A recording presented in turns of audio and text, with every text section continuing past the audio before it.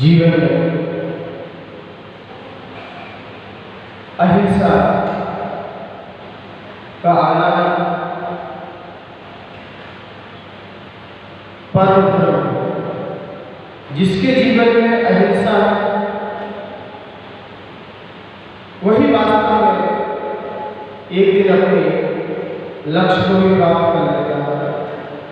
जब जब भी जवाब पर अहिंसा का नाम आता है तब तक हमें भगवान महावीर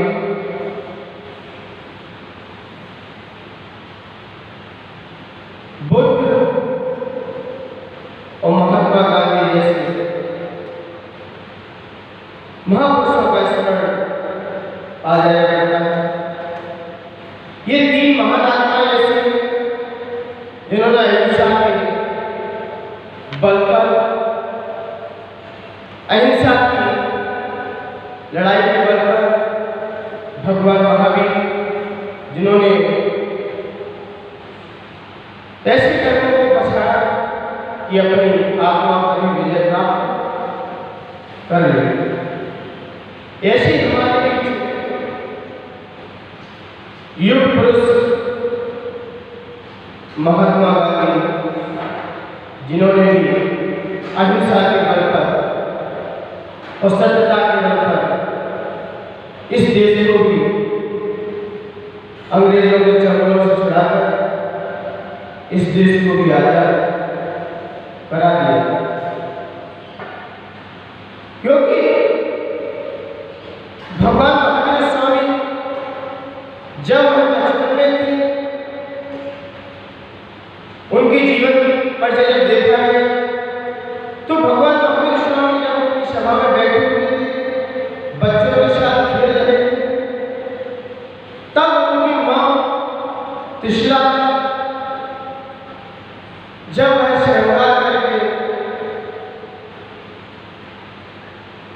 जब बाहर आए तब वर्धमान स्वामी से पूछा कि मैं कैसी लग रही हूं, मैं कैसी लग रही हूं।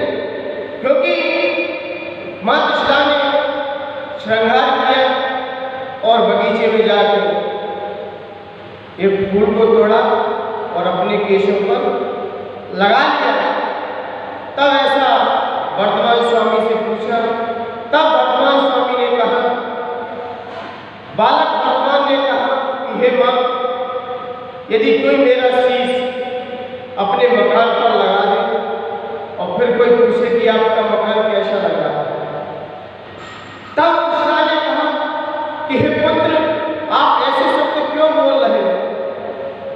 तब वर्धमान स्वामी ने कहा कि हे माँ, उस पेड़ से पूछिए, उस पेड़ की वेदना को लीजिए। जिस समय आपने हरा फूल तोड़ा और अपने मस्तक पर लगाया, तब पूछ रहे हो कि मेरी शोभा कितनी है? अरे कोई किसी के कलेजे में टुकड़े लगाकर और कोई अपना श्रृंगार कर ले तो उसकी शोभा उसमें नहीं है। जीव भी, पेड़ भी तो जीव है। तब ऐसा सुना, माँ कृष्णा की आंखों में आंसू। वहीं से देख लिया कि वास्तव में वर्धमान स्वामी बचपन से ही सत्य और अहिंसा के पुजारी है। इनके रग रग में अहिंसा का गुण था। जब ऐसा सुना तब वहीं से लोगों ने जान लिया ये कोई साधारण पुरुष नहीं है, कोई महापुरुष है। ऐसे ही ये अहिंसा के बल पे ही ये हमारा देश ऊंचाई को छूता हुआ दिखाई दिया। क्योंकि जब रामचंद्र के बारे में जब जीवन चरित्र का पढ़ रहे थे, जब रामचंद्र जी ने सीता को जब दंडक वन में छुड़वाया तो सीता गर्भवती थी। तो गर्भवती होने के कारण उनके दो पुत्र लवकुश का जन्म हुआ। तो लवकुश जंगल में खेला करते थे, आपस में दोनों भाई आपस में खेलते थे। तो माँ सीता बच्चों का पालन पोषण करने के लिए क्या लेकर आती थी? लकड़ी को बीन कर लाती थी और फिर उनसे क्या भोजन पकाती थी। तो एक दिन बच्चों ने सोचा कि माँ आप कहाँ जाते हैं? तब माँ सीता ने कहा कि हे पुत्र, मैं भोजन पकाने के लिए कुछ लकड़ियों की आवश्यकता पड़ती है, तो मैं जंगल में जाती हूँ, वहाँ से लकड़ी को बीन कर लाती हूँ। इससे क्या आपका भोजन पकता है। तो लवकुश ने माँ सीता से कहा कि हे माँ, आप भी अकेले क्यों परेशान होती हो? मैं भी आपके साथ लकड़ी काट के जाऊंगा। तो माँ ने कहा रहने दीजिए, आप मत जाइए।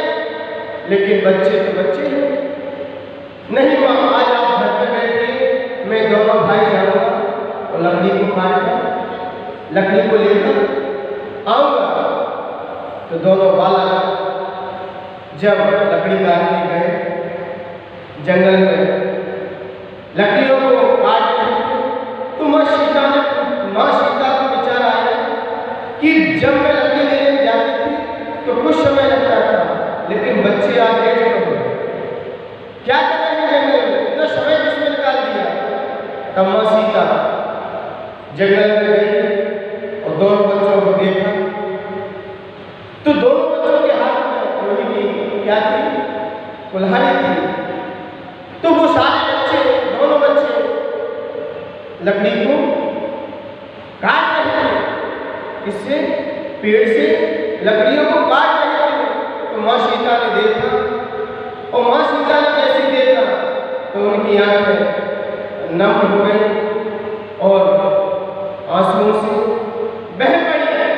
माँ सीता ने कहा कि हे पुत्र, आपने ये क्या कर दिया? बोले आपने तो कहा कि जंगल से लकड़ी लेकर आओ। तो माँ ने कहा मैंने ऐसा नहीं कहा था कि पेड़ से लकड़ियों को काटना, जमीन पर टूटी लकड़ियां हो उन्हें बीन कर लाओ। तो बच्चे हैं, तो वो तो जड़ से पेड़ों को काटने लगे। तब माँ ने कहा कि ये पेड़ भी क्या है? जीव है। ये हरा भरा पेड़ भी क्या है? ये जीव है। इससे पूछिए कितनी वेदना होती है इसको। आपने तो नेत्रता से काट दिया, एक इंद्री की वेदना तो समझिए कितनी होती है। यदि किसी मानव के आंखों में पट्टी बांधी जाए और मुंह पर रुई बांध दी जाए और नाक में भी रुई भर दी जाए और कान में भी रुई भरकर इसको बांध दिया जाए और फिर इसको ऊपर से काटा जाए। कितनी वेदना होती है जब ऐसा संबोधन लव कुश को मिला। तब लव कुश ने वहीं से जान लिया कि वास्तव में अहिंसा ही परम धर्म है। अहिंसा से बड़ा कोई धर्म नहीं है और हिंसा से बड़ा कोई पाप भी नहीं है। तब उनकी वही आंखें खुली। मान्यवर ये देश गवाह है, इसके बावजूद भी शास्त्र भरे पड़े हैं अहिंसा के बल पर। जब ऐसा प्रकरण आया तो आज हमारे बीच ऐसे युग पुरुष का आज अवतरण दिवस भी है, उनका आज जन्म दिवस भी है, जो कि राष्ट्रपिता महात्मा गांधी और युग पुरुष लाल बहादुर शास्त्री आज दोनों महान विभूति का आज जन्मोत्सव है। क्योंकि व्यक्ति जन्म से महान नहीं होता, न व्यक्ति जन्म लेने से व्यक्ति का जीवन सफल होता है। अरे जीवन सफल होने से जन्म भी सफल हो जाता है। और जीवन कब सफल होता है? जब हमारी सोच महान होती है, जब हमारी सोच महान होती है, उच्च विचार होते हैं, तभी जीवन भी सफल हो जाता है। जीवन सफल होने के कारण भी जन्म भी सफल हो जाता है। आज हमारे बीच जिन्हें बापू भी कहते थे, क्या कहते थे? बापू। आज उसी प्रसंग में उनके जीवन पर मुझे घटना याद आ रही है कि उनके संदर्भ में मुझे कुछ उनका व्यक्तित्व के बारे में कुछ घटनाएं जो कि हमें वह घटना कोई ना कोई शिक्षा अवश्य देकर जाएगी। घटना भले ही आपको ऐसी लगे, लेकिन जब जीवन में घटती है तब पता चलता है वास्तव में क्या चीज है। जब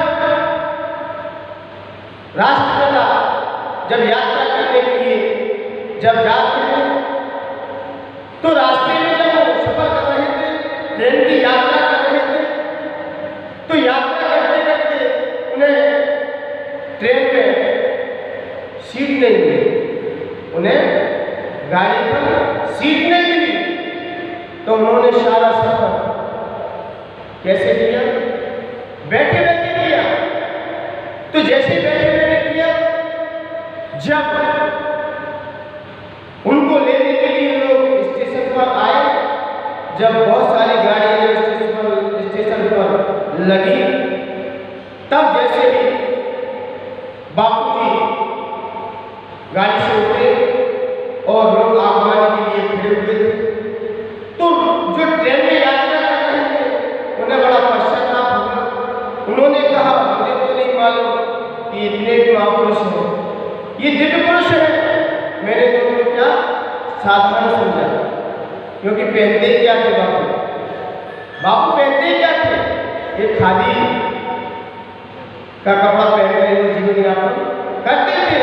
तब वह लोग उनसे क्षमा याचना करने लगे कि बापू, मुझसे बहुत बड़ी भूल हुई कि मैंने आपका सम्मान नहीं कर पाया। तब बापू बोले कि भले ही हम कितनी भी ऊंची स्तर पर हो, हमें पद प्रतिष्ठा के लिए अपना सम्मान नहीं चाहते। तब उन्होंने क्षमा किया। ये होते हैं महापुरुषों की जीवन गाथा, ये होती है युग पुरुषों की जीवन गाथा। किसी को थोड़ा सम्मान न मिल पाए तो व्यक्ति के चेहरे देखो, किसी को लोग पूछ ना पाए, सम्मान न कर पाए, किसी अतिथि को बुलाया जाए, इसलिए तो कहा है कि रिश्तेदारी से दोस्ती अच्छी है। कि रिश्तेदारी में तो कुछ नीच के भाव है कि हमारा उसने सम्मान नहीं किया, लेकिन दोस्ती में ऐसा भाव नहीं झलकता। दोस्ती में तो सिर्फ समान भाव रहता है, लेकिन रिश्तेदारी में ऊंच नीच का भाव रहता है। ये राष्ट्रपिता का संदेश था कि हमें दोस्ती अटूट बनाना चाहिए रिश्तेदारी से। रिश्तेदारी करते तो टूट जाए, लेकिन दोस्ती में कोई भेदभाव नहीं होता, दोस्ती में कोई भेदभाव नहीं होता। और लेकिन जहाँ रिश्तेदारी होती है वहाँ भेदभाव खड़े हो जाते हैं, वहाँ संकलेशताएं बनती हैं, वहाँ परिणामों की विशुद्धि गिरती है। और आचार्य प्रबंध कह रहे हैं जहाँ परिणामों की विशुद्धि गिरे उससे बड़ी हिंसा क्या हो सकती है। तब ये महात्मा गांधी ने हमें क्षमा का उपदेश दिया।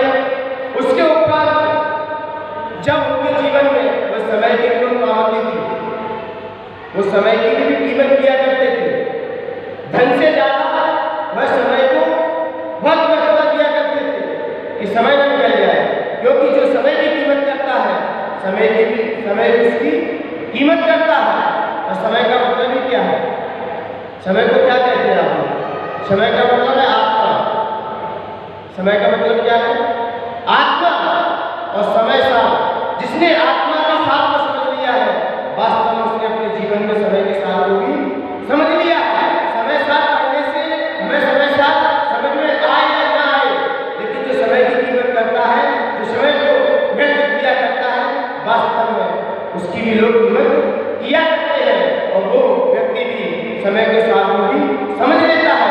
जब महात्मा गांधी जी जब कुछ लोगों ने उनसे कहा कि हे पिताश्री, आपको आज राष्ट्र सभा में संबोधन करने के लिए हमारी सभा को संबोधन देना है, जो कि सभा आपके बिना सुनी लगती है। आप जिस सभा में ना पहुंचो तो वो सभा भी सभा को प्राप्त नहीं होती। तो ऐसा कुछ लोगों के मुख से सुना तो राष्ट्रपिता ने विचार किया, चिंतन किया। उन्होंने अपनी डायरी निकाली और देखा कि ये समय किसी और का तो नहीं दे दिया मैंने, कहीं और कोई समय तो नहीं है मेरा, कहीं जाने का समय तो नहीं है। उन्होंने डायरी निकाली तो वह समय उनका खाली था। तब उन्होंने पूछा गांधी जी ने कि आपकी सभा कितने बजे लगने वाली है और मुझे कितने बजे उपस्थित होना है, मुझे उस सभा में कितने बजे उपस्थित होना है। तब वहाँ के श्रेष्ठ जी उन्होंने कहा कि कल की सभा है और आपको 4 बजे सभा में उपस्थित होना है। तो गांधी जी ने विचार किया कि समय तो कल का खाली है और उन्हें भी अनुमति सहज ही दे दी। तो जैसे ही उन्हें अनुमति मिली तब श्रेष्ठ जी ने पूछा कि मैं आपके दर पर कितने बजे आपको लेने आऊँ। तो उन्होंने कहा कि लगभग सवा 4 बजे की सभा है, तो आ जाना अपने समय पर। तब श्रेष्ठ जी ने कहा मैं 3 बजे या 3:30 बजे के समथिंग आपके पास आ जाऊंगा। तो जैसे ही दूसरा दिन हुआ तो दूसरा दिन होते ही घड़ी में 3:45 बज गए। तो 3:45 बजे तो गांधी जी को अपना उन्होंने देखा समय निकलना है, वो जाके पहुंच गए। और जैसे ही वो अनुभव आए, श्रेष्ठीगण जैसे ही आए तो गांधी जी को घर पे थे ही नहीं। तो लोग तो आश्चर्य में गए कि मैं 3:45 बजे तो आ चुका इनके दर पे और यहाँ पर कौन नहीं है, आज राष्ट्रपिता दिखाई नहीं दे रहे हैं। तो उन्होंने गाड़ी अपनी बैग की और अपने स्थान पर जब पहुंचे तो गांधी जी सभा में जाकर भाषण दे रहे थे। तो श्रेष्ठीगण पीछे खड़े हुए थे। उन्होंने सोचा कि गांधी जी आ कैसे बैठे हैं। तो उन्होंने जब सभा को संबोधन दिया, सभा को उन्होंने संबोधित किया और संबोधित करने के बाद जब महानुभाव उनसे मिलने के लिए पहुंचे तब महानुभाव से उनकी भेंट हुई। तब उन महानुभाव से उनकी चर्चा हुई। तब पूछा कि आप इतनी जल्दी, मैंने तो गाड़ी भी भेजी थी और आप सभा में पहले कैसे पधार गए। तब उन्होंने कहा मैं 3:45 बजे तक आपका इंतजार कर रहा था, मैं 3:45 बजे तक आपका इंतजार कर रहा था, लेकिन मैंने अपनी साइकिल उठाई। मैंने क्या? अपनी साइकिल उठाई और गंगा नदी के किनारे पर साइकिल रखी और मैं तैरकर आपकी सभा में 4:04 बजे में 5 मिनट से मैं आपकी सभा में पहुंच गया। इससे पता चलता है कि गांधी जी समय की भी धन से ज्यादा समय की भी कीमत किया करते थे। वो समय के बहुत पाबंद थे, वो समय की कीमत करते थे। तब उनकी लोगों की आंखें खुली। वास्तव में गांधी जी भी एक दिव्य पुरुष थे।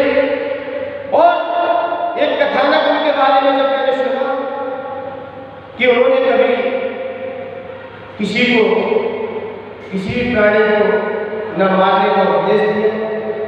वो अहिंसावादी थे। वो क्या थे? अहिंसावादी थे। उन्होंने कभी हिंसा का पक्ष नहीं रखा। जब वह किसी भोजनालय स्थान पर पहुंचे तो वहां पर सभी प्रकार के भोजन बने, तो उनके धोखे से कहीं उनके मुंह में चम्मच में लगा हुआ मांस का टुकड़ा या क्या कहे या उससे संपर्क था भोजन से, तो उन्हें पता नहीं था कि ये मांस के बराबर से रखा गया भोजन है। तो उन्होंने उस भोजन को खाया और भोजन को खाते ही उन्हें रात भर स्वप्न में बकरे की आवाज सुनाई देती रही। किसकी? स्वप्न में बकरे की आवाज सुनाई देती रही। तब उन्होंने विचार किया कि मैंने कल खाया क्या, क्योंकि जैसा खाएगा वैसा होगा। तो उन्होंने विचार किया मैंने खाया क्या था।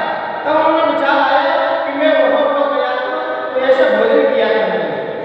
तो जैसे भोजन किया वहां से पता चला कि वहां बकरे का मांस बना था, उसके बाद में ये सामान रखा था, वो उन्होंने खा लिया। देखिए वो अहिंसा के कितने वाले थे।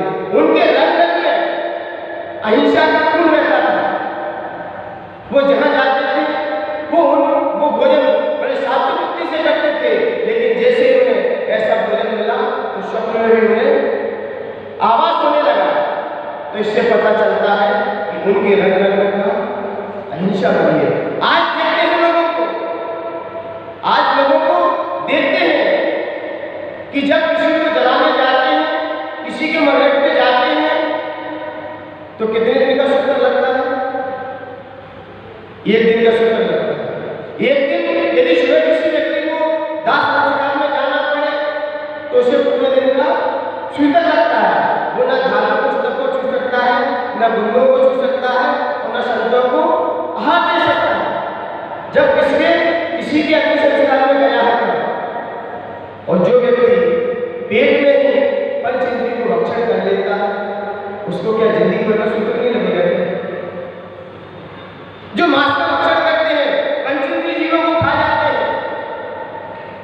देखिए ये हमारा देश जो गीत भी गाता है, मछली जल की रानी है, हाथ लगाओ डर जाएगी, बाहर निकालो मर जाएगी। राष्ट्रीय गीत है, राष्ट्रीय गीत है,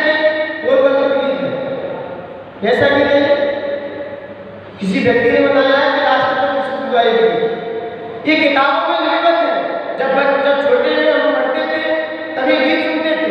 आज देखिए इसी संदर्भ में मेरी कविता को बोलता है, कविता को रोहा है कि आंखों से न देखी जाए, कानों से न सुनी जाए। क्या? आंखों से न देखी जाए, कानों से न सुनी जाए, अनहोनी घटनाएं घर में घटाते हैं।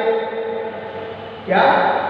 कि आंखों से न सुनी जाए, कानों से न देखी जाए, कानों से न सुनी जाए, अनहोनी घटनाएं घर में घटाते हैं। तो कैसा ये समाज है बिना से गीत गाता है? कैसा ये समाज है बिना से गीत गाता है, जो अनहोनी घटनाएं देश में घटाता है। कि मछली जल की रानी है, जीवन उसका पानी है, हाथ लगाओ उड़ जाएगी तो बाहर निकालो मर जाएगी। और तो कैसे ये मछुआरे जाल में फंसाते हैं और फूलों जैसी मछलियों को आग में पकाते हैं। कि फूलों जैसी मछलियों को आग में पकाते हैं।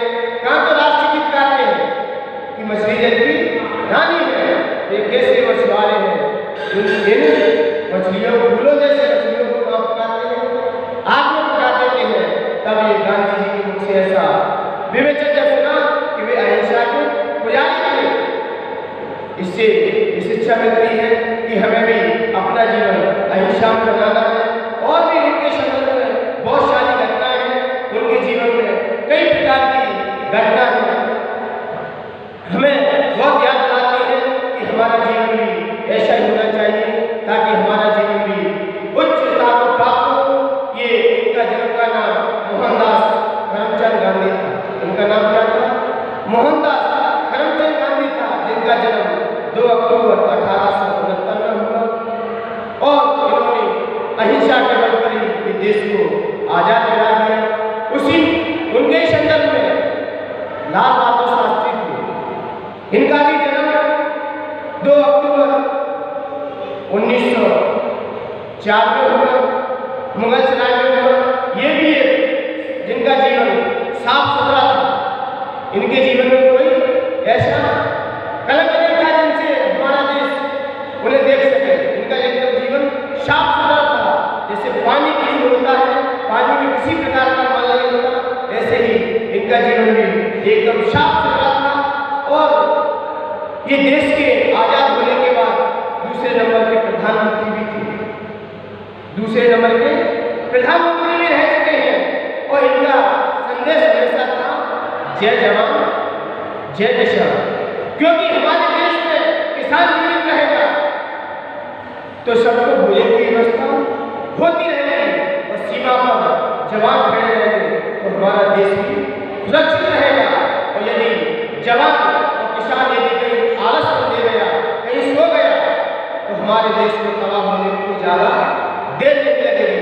इसलिए ये हमारे दो ऐसे पुरुष हुए जिनका आज जीवन भी बड़ा निर्मल है, उज्जवल है। एक हमें आदर्श देता है कि इनके जीवन से हमें बहुत सारे आदर्श की शिक्षा मिलती है।